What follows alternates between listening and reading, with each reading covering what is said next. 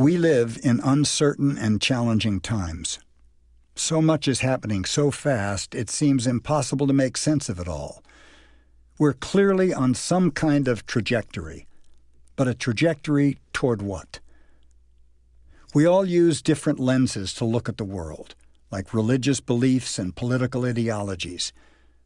But for now, let's look at the last century through 3 common lenses and see what each tells us about where we came from and where we're headed. It's evident, for example, that over the past century, the economy has grown, and many of us pay particular attention to that. Per capita incomes have increased. We've seen the introduction of all kinds of new technologies, from telephones and typewriters to lasers, cell phones, and iPads.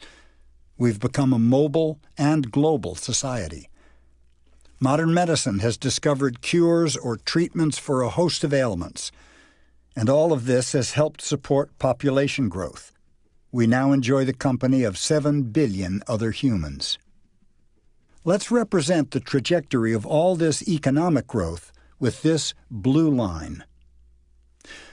Others of us, however, when looking back at the last century, emphasize our social achievements. Today, more nations are democracies. Far more people have access to information and education. A century ago, women didn't have the right to vote, and in large areas of the United States, African Americans endured vicious discrimination and maltreatment, even from our own government. All of that has changed, thanks to considerable effort and struggle. It's hard to measure these accomplishments the way we measure, say, GDP. But let's represent that trajectory with this green line. Still, others of us think of the modern era in terms of what the environment has suffered. Species are going extinct at more than 1,000 times the normal rate.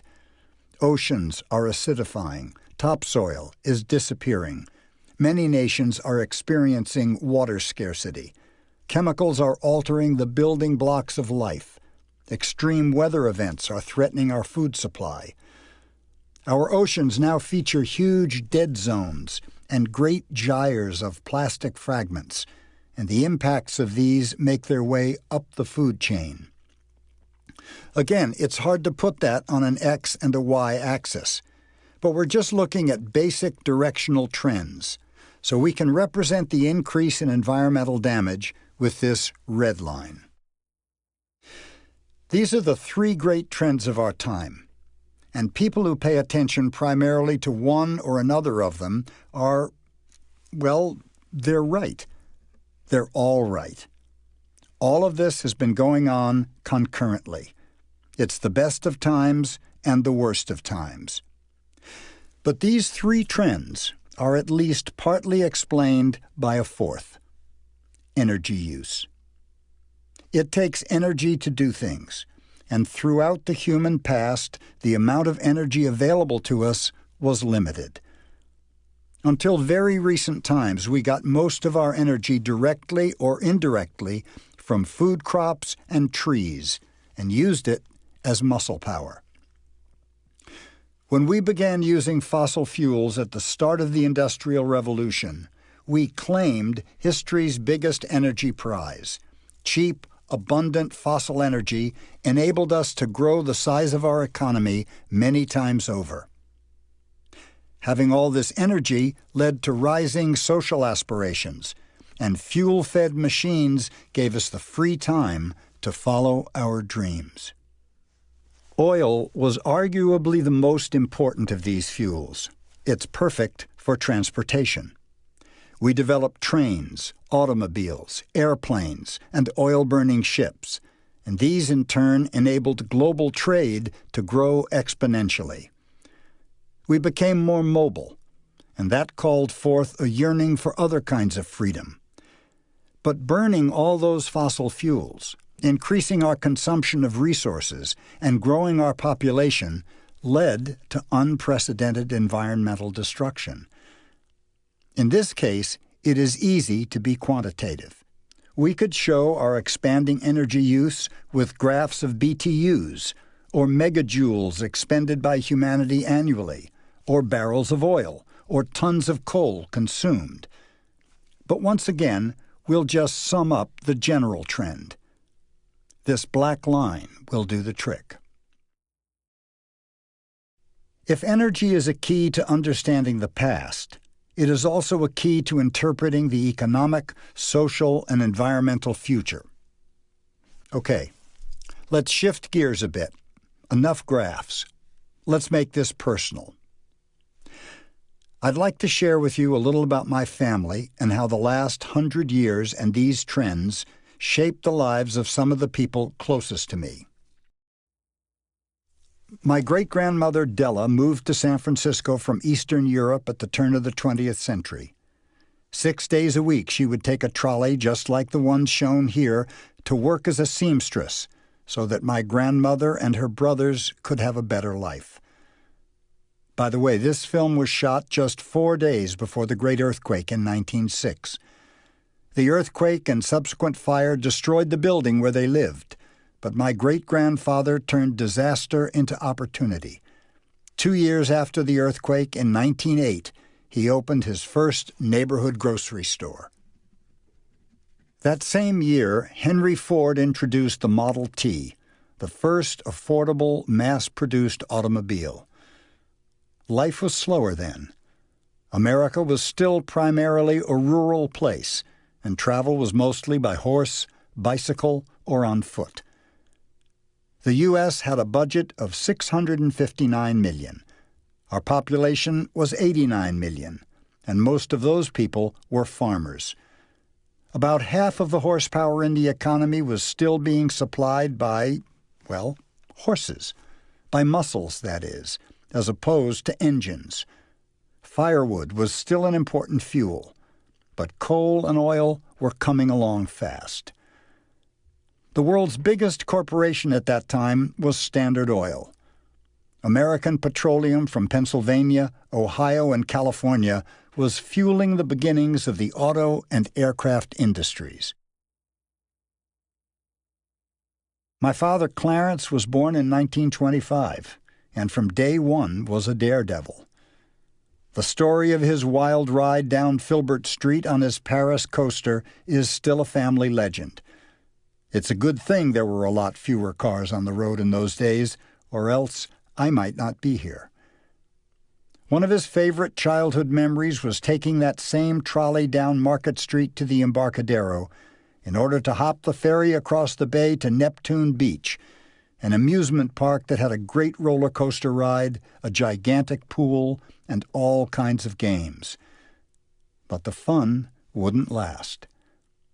When my dad was 5 years old, in 1930, the U.S. was still in the early stages of the Great Depression.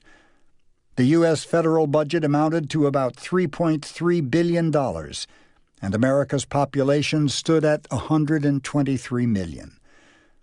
By this time, automobiles were commonplace, and oil had become the most important source of energy in the national economy. The United States was now the center of the global oil industry, producing half or more of the world total and exporting large amounts to other countries. But something happened that year. The annual amounts of oil discovered in the U.S. peaked. Every year since 1930, we've found less oil within our borders than we did then, and the downward trend is undeniable when you look at data from the last 8 decades. I was born in January 1945 on the day that Allied forces liberated the infamous Nazi death camp at Auschwitz-Birkenau.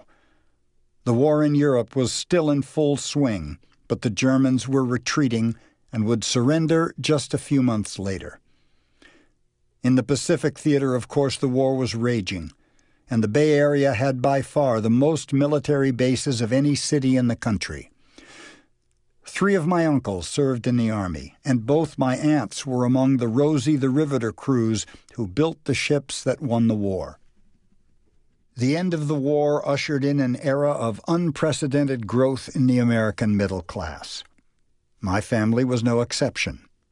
We moved to the suburbs, had 2 cars, 2 kids, 2 dogs, and a TV, In the summers, we'd pile into the Chevy and drive out to Reno. By the way, since this photo was taken in 1956, we've used 90% of all the oil that's ever been consumed. That year, more U.S. workers held white-collar jobs than blue-collar. The U.S. population was close to 169 million, and the federal budget topped $70 billion. By this time, industrial agriculture had made it possible to dramatically increase food production. Millions of small farmers went under, and by 1956, only 5% of Americans were still farming. The Cold War was in full swing, and the military budget had grown to 60% of all government spending.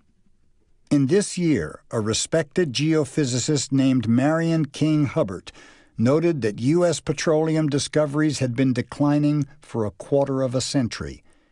He forecast that our nation's oil production would peak soon, probably around 1970. He was ridiculed. It's best if we just skip over the 60s. I can't really remember them well anyway. But by the early 70s, I found myself actually having settled down, with a family, a house, and a steady job.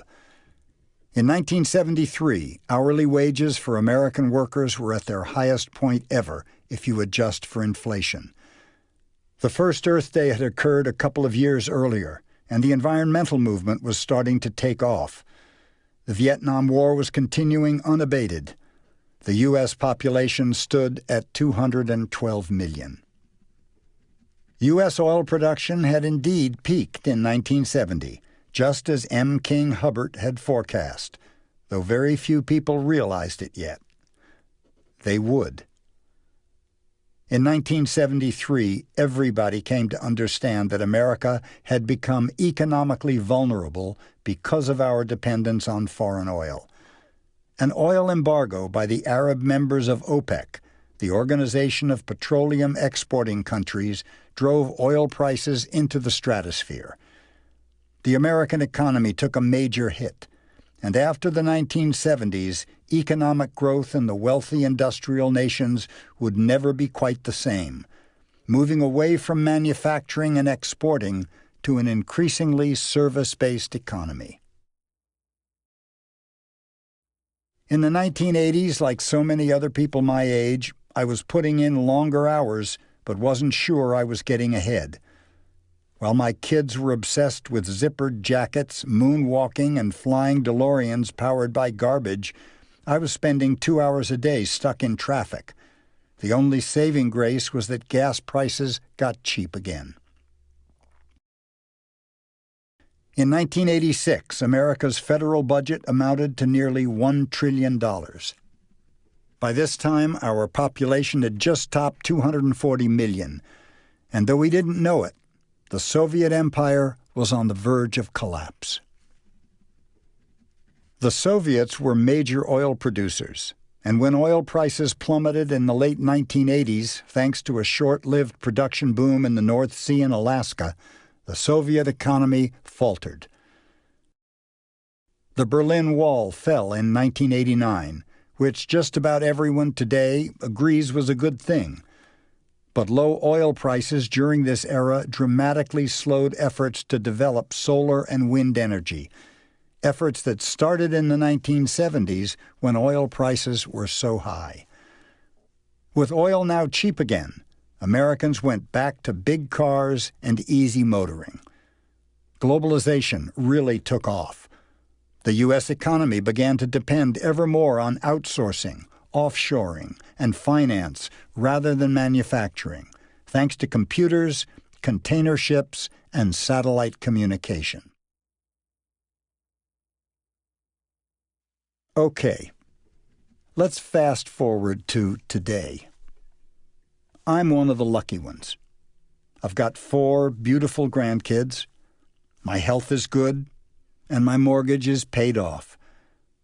But I know that's not the case for so many others out there. Honestly, I worry about my kids and grandkids. My daughter recently lost her job and is having a hell of a time finding a new one. My son is working his tail off, and though he doesn't like to talk about it, I can tell he's worried. We should all be worried. Farmers are just 2% of the population, and their average age is pushing 60. The federal budget is nearly $4 trillion, and we've accumulated $15 trillion of national debt and counting. The U.S. population stands at more than 300 million. Even though we've talked about our dependence on foreign oil for 40 years, we've done little to reduce it. We still import most of our petroleum. But world oil production has essentially flatlined since 2005. In 2008, the global economy was thrown into turmoil, in part because of record-high oil prices. In 2011, political unrest in the Middle East and North Africa again drove oil prices upward. And an earthquake, tsunami, and nuclear nightmare in Japan left massive devastation in its wake and tore at the world economy, making us realize that still another of our main energy sources has big problems.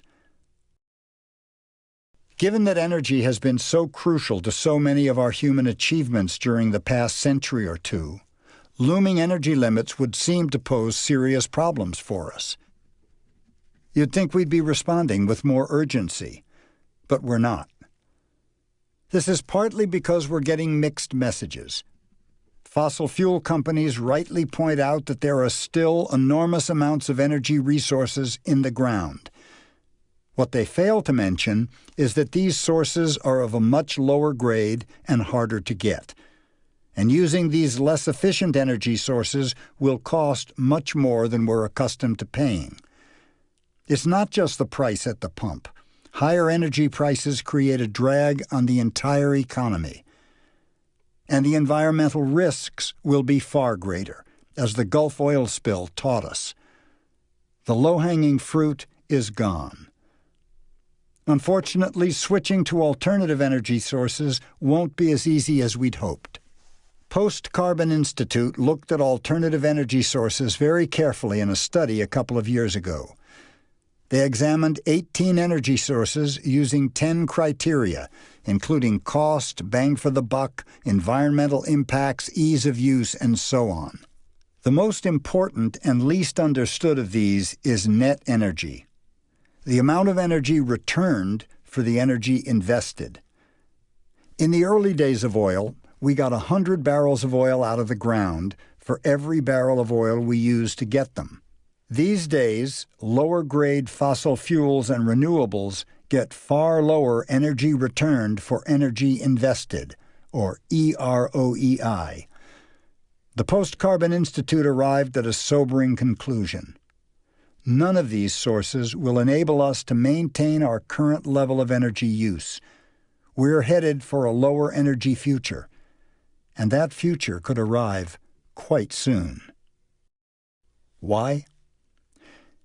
The alternative energy sources just aren't up to the challenge at this point, and the amount of investment capital that would be needed to get them up to capacity simply isn't there. Many renewable energy sources, including wind and solar, are viable and should be prioritized. The problem is, what they are replacing, conventional fossil fuels, are concentrated and portable, and were created by nature over tens of millions of years without any human effort.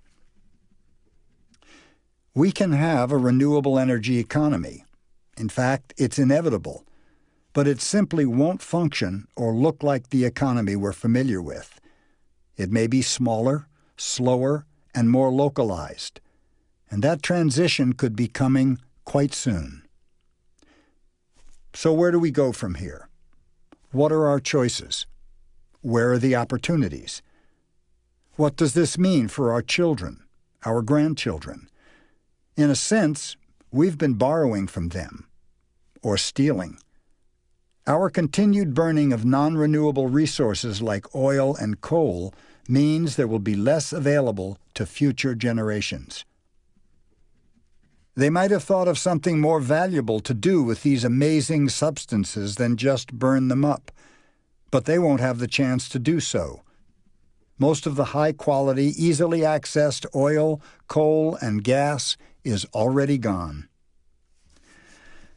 In addition to our legacy of fossil fuel depletion, we're leaving future generations with major environmental issues. By mid-century, many nations will be suffering from water scarcity, and many thousands of animals and plants will have gone extinct.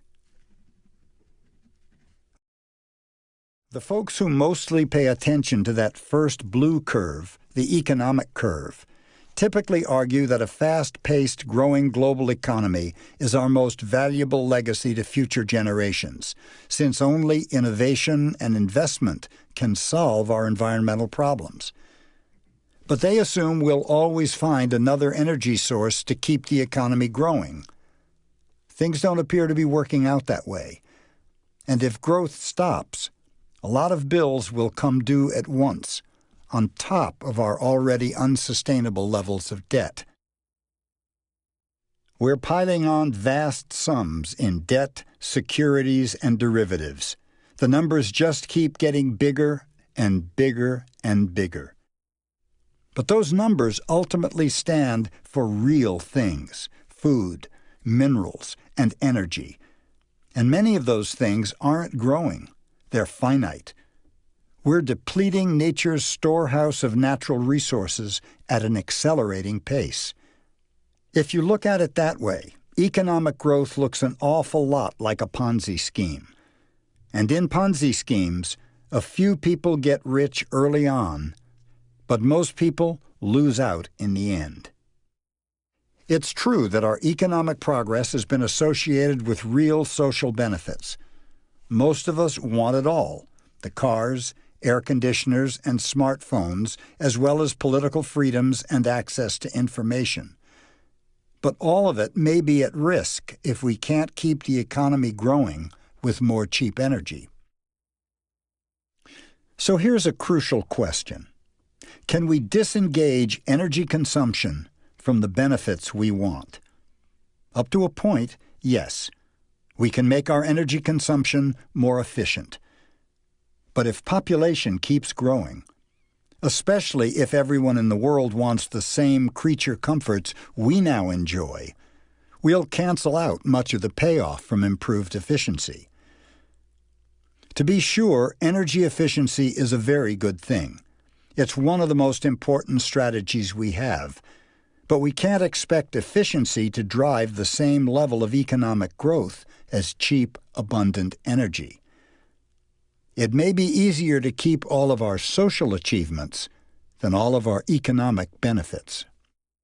But that may not be such a terrible trade-off. It can be argued that, in the economic sphere, we've actually overdone it. We've come to think of overconsumption as normal, as a source of status and identity. But we could scale back a bit on material consumption without much real distress, and everyone could count on some basic level of support if we replaced consumerism with other, more enduring values. We don't have to give up our political freedoms, our access to information, or social progress. And we shouldn't have to.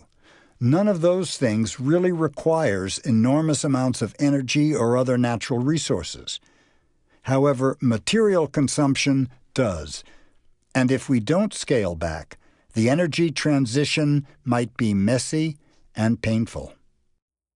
We've created financial structures that only function properly under conditions of constant economic growth. And we have few provisions in place to keep people from economic ruin if the financial system really goes out of control, as it started to do in 2008. So how can we disconnect energy consumption from social and essential economic benefits? Can we focus more attention on strategies like low-input agriculture, alternative transportation, and renewable energy? None of these is a silver bullet, but all deserve support and attention. Maybe we can still aspire to improve the human condition and the lives of our children if we focus less on quantity and more on quality, less on whatever is bigger and faster, and more on what is sustainable and equitable. As we make our way through the closing years and decades of the fossil fuel era, I believe we can enjoy benefits as we face these challenges by paying more attention to quality of life, a sense of community, and self-reliance. As recent studies have shown, there is little correlation between levels of happiness in a society and the amount of energy consumed. We still face enormous challenges in moving beyond fossil fuels. We're talking about a redesign of most of the basic systems that support modern civilization. The details are going to take a lot of work. What does finance look like in a post-fossil fuel, post-growth world? What about global trade?